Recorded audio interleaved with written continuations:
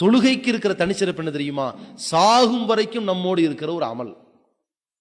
இந்த வணக்கம் இருக்கிறதே அது ஏழைக்கும் பணக்காரனுக்கும் பொதுவான அமல். இந்த வணக்கம் இருக்கிறதே அது ஆணுக்கும் பெண்ணுக்கும் பொதுவான அமல்.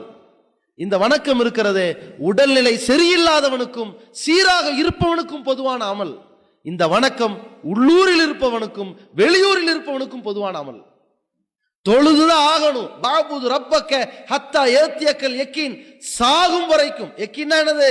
உறுதி வரும் வரை, அந்த மரணம் வரும் வரை உன் இறைவனை வணங்கு என்கிற தொழுகை இருக்கு பாருங்க. அது நம்மகிட்ட இருந்தால் அது போதும்.